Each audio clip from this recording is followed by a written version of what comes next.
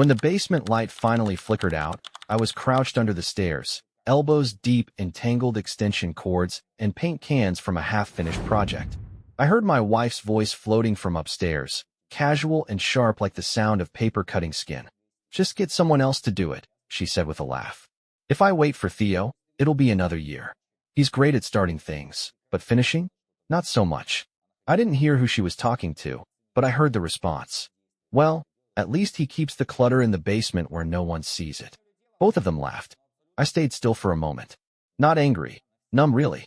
Not because it wasn't true, but because I'd been breaking my back trying to make this house into something she could be proud of. I pulled myself up, knees cracking, and stared at the busted bulb, trying to ignore the sour taste creeping into my mouth. Let me rewind. I'm Theo, 39, married to Jordan, 35. We've been together for 9 years, married for 6, and we live in this lopsided colonial we bought out of foreclosure because Jordan said she could see the potential. I saw potential too. Mold in the laundry room, water-stained ceilings, and a back deck that bowed like it had given up. But I knew I could fix it. That was the deal. We couldn't afford perfect, so I'd make it that way, one project at a time. I work full-time as a systems tech for a warehouse network. Decent pay, long hours. But I spend most of my nights and weekends fixing what someone else broke before us. I rebuilt the upstairs bathroom from scratch after a leak warped the floor. Tore out every inch of the kitchen backsplash and retiled it. Rewired the outlets in the garage when one sparked near the lawnmower. I don't do it for praise. Honestly, it just feels right. Like breathing. When I'm fixing something, I feel useful. Needed. But lately, I don't know. Jordan's changed. Or maybe I have. She used to brag about my projects. Would send progress photos to her friends. Now she talks over me when I try to explain how I'm fixing something. She once introduced me to her coworker as our live-in handyman, and when I raised an eyebrow, she kissed my cheek like it was a joke. It didn't feel like one. Last week, her best friend Priya came over. Jordan asked me to finally hang the huge mirror that had been leaning against our entryway wall for 6 months. It wasn't just heavy, it had to be mounted into studs because the frame was solid oak. I spent 2 hours measuring, drilling, anchoring. When I stepped back, proud of the dead-level finish, I caught them whispering in the kitchen. "Wow," Priya said, laughing. "You've really domesticated him." Jordan giggled. "Night? I just leave stuff out and wait long enough. It magically gets done." They clinked wine glasses. Like I was a trained dog performing tricks for approval. I didn't say anything. Not that day. But that laugh stuck with me. Then came the stairs. The bottom steps of our staircase had started to creak like a haunted house. Jordan tripped once and claimed she nearly twisted her ankle.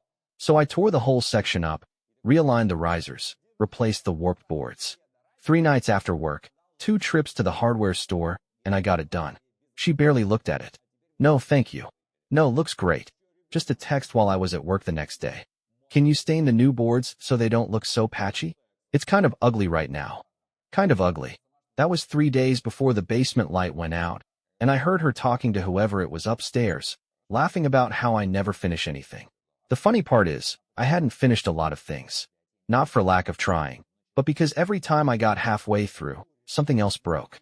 The house was a living, breathing machine, always needing something. Always hungry for more of me. That night, I lay in bed next to Jordan, the new light still uninstalled, the cord still tangled.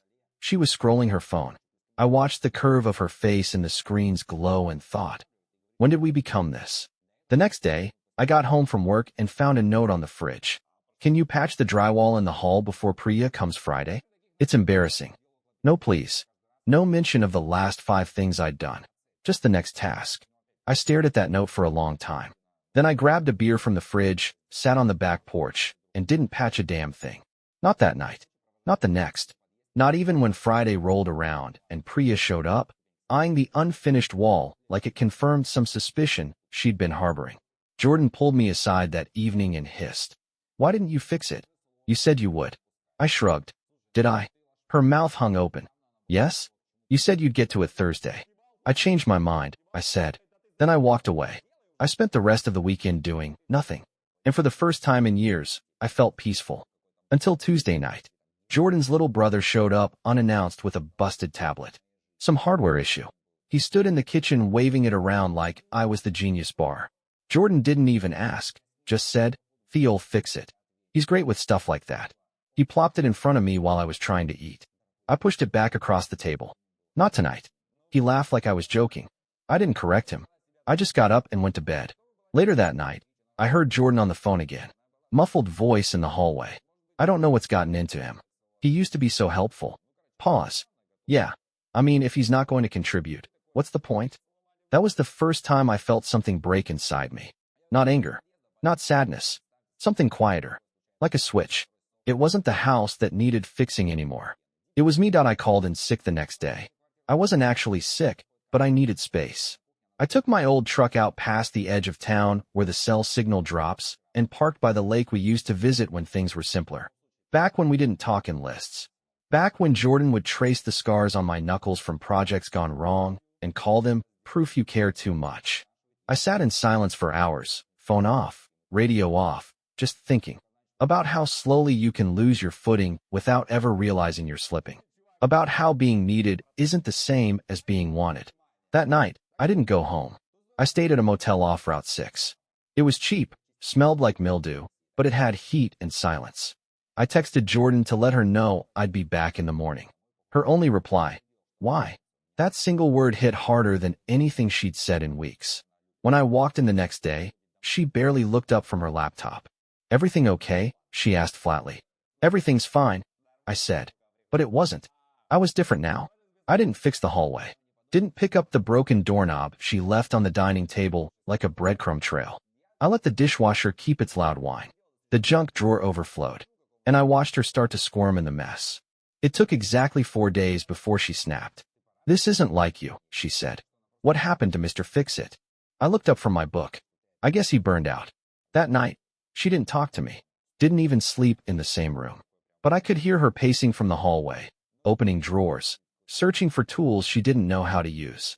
And then the first real crack appeared, not in the house, but in the story she'd been telling.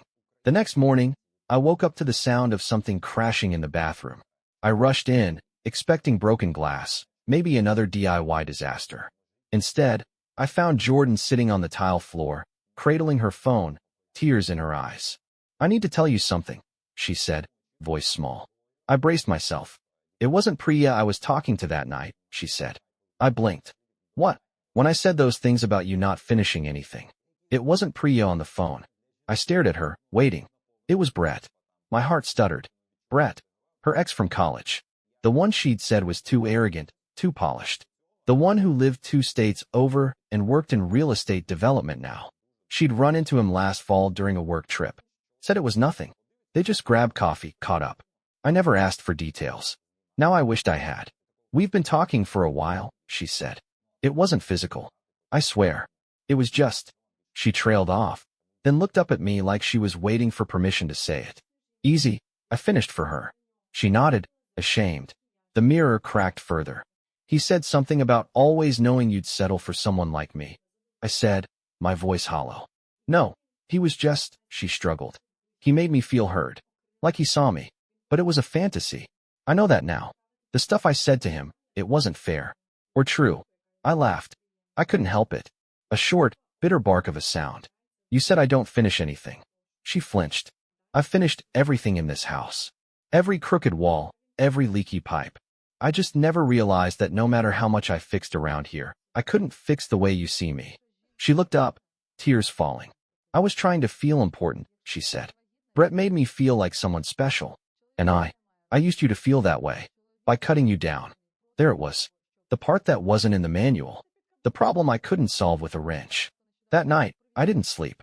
I walked room to room, past the walls I'd painted, the floors I'd repaired, the lighting I'd wired. It wasn't just a house. It was a record of my effort, my care, my love. And now it felt like a museum of someone who had tried too hard for someone who never noticed. The next morning, I told her I needed space. Not for a day, not for a breather. I packed a bag and left. No shouting, no accusations, just quiet. She didn't stop me.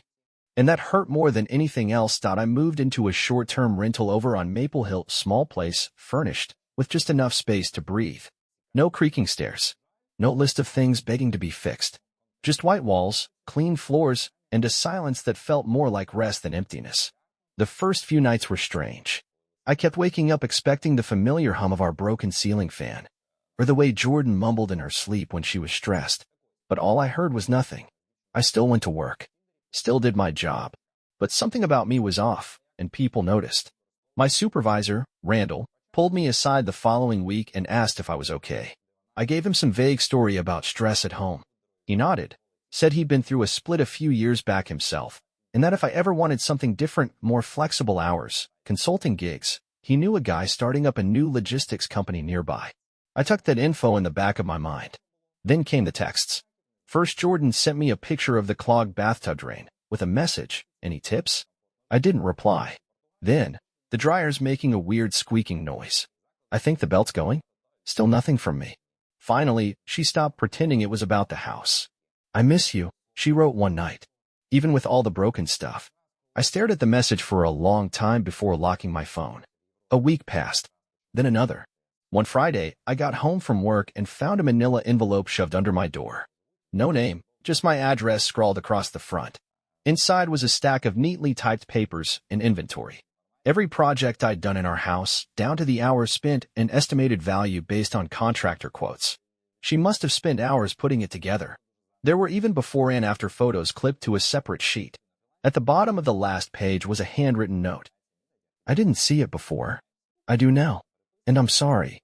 I almost threw it away. Almost. Instead, I folded it back up and placed it in the drawer next to my bed." That weekend, I decided to take a drive. Not back to the house, but to the local rec center. I signed up for a woodworking course on Saturdays. Something for me, not for her. Something where the only person benefiting from my work would be me. It felt selfish, but also long overdue. Sunday night, I got another message. I hired someone to fix the broken drawer in the kitchen. Cost me $120, and they scratched the cabinet. "You always made it look easy." It's not. I didn't reply. I wanted her to sit in the discomfort, to earn the apology. Then came the message that cracked the surface. "Priya and I aren't speaking anymore." She said I'm different. Maybe I am. I told her about Brett, about what I said to him about you. She didn't defend me. She said I'd been acting like I deserved someone better when I barely appreciated what I had.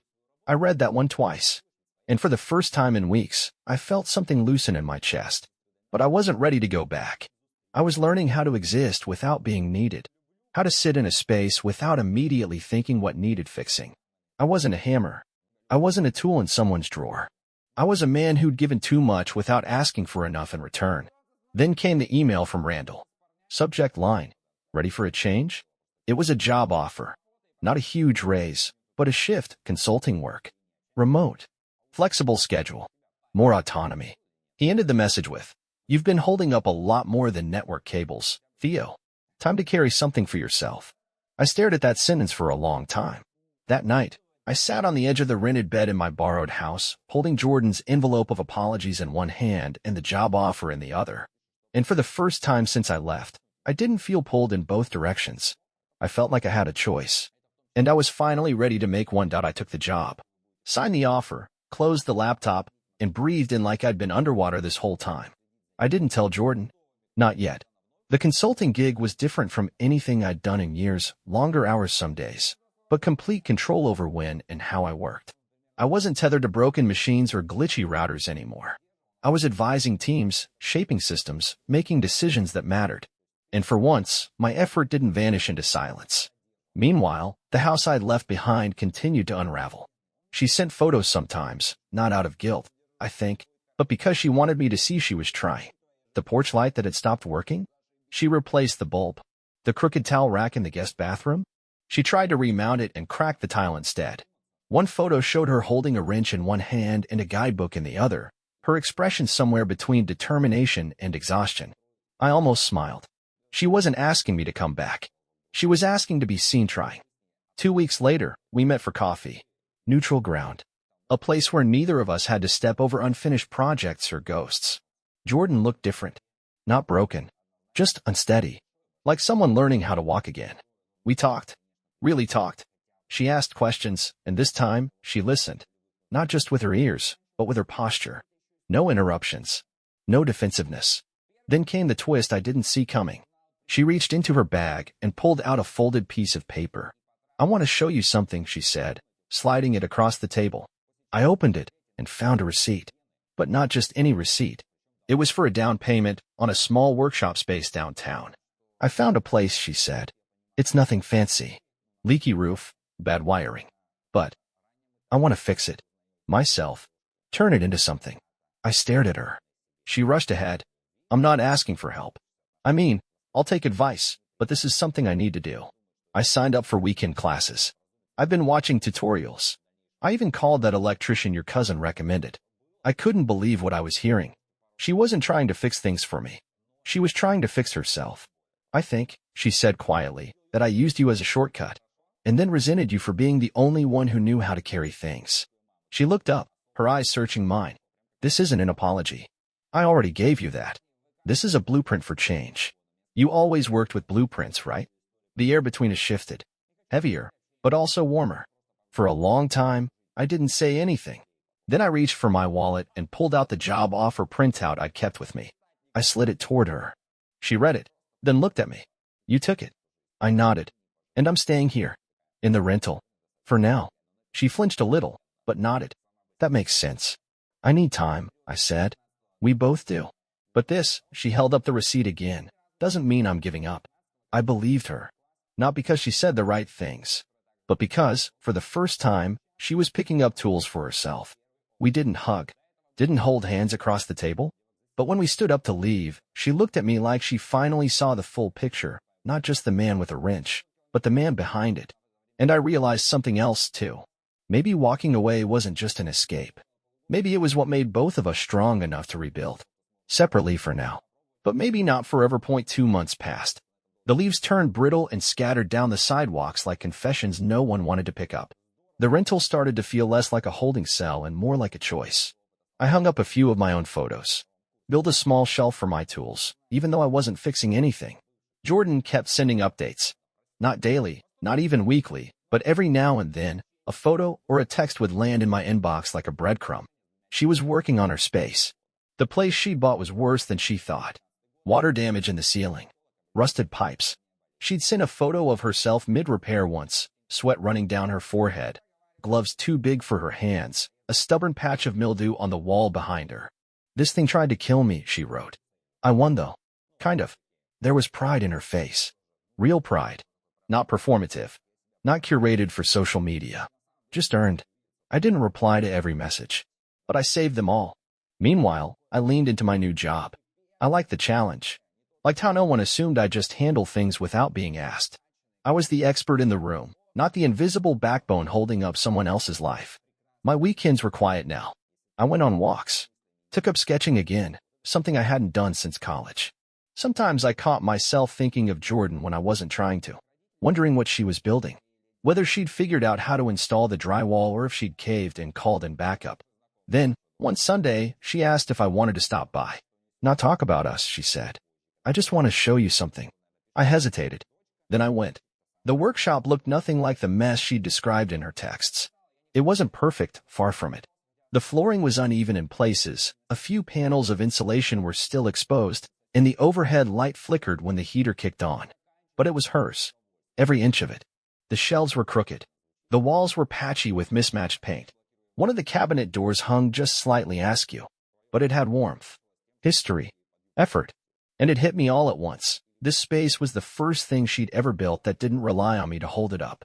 She led me through the tour quietly, pointing out her mistakes like badges. Then she paused near the workbench and picked up a framed photo. It was from our first year in the house. Me, crouched under the kitchen sink, holding up a busted pipe with one hand and giving the camera a half-smile with the other. My shirt was stained. My hair was a mess. But I looked happy, like someone who knew their work meant something. I found this when I was cleaning out the closet, she said. I don't remember taking it, but I think about that version of you a lot. I looked at the photo, then at her. I used to think love was about making things easier for each other, she continued. Now I think it's about seeing the work. All of it. Especially the invisible kind. I didn't know what to say, so I said the truth. I'm not ready to move back in. She nodded. No flinch this time. No silent hurt. I didn't ask you to. We stood in silence for a moment, the hum of the heater filling the gaps in our words. Then she reached for something on the bench and handed it to me. A wooden box. Handcrafted, rough around the edges. My initials carved into the lid with uneven lines. "I made this," she said. "I know it's not perfect, but I wanted you to have something I built. Just for you." I opened it. Inside was a single screw. I looked up, confused. She smiled. "That's the first one I stripped trying to fix the drawer. I figured if we're rebuilding anything, we should start with the truth." I laughed then. A real one. The kind I hadn't heard from myself in a long time. That night, I didn't go home with her. But I drove back with the box on the passenger seat and the heater on full blast, feeling warmer than I had in months. We're not a success story. Not yet. Maybe not ever. But we're a work in progress. And this time, we're learning how to build it together.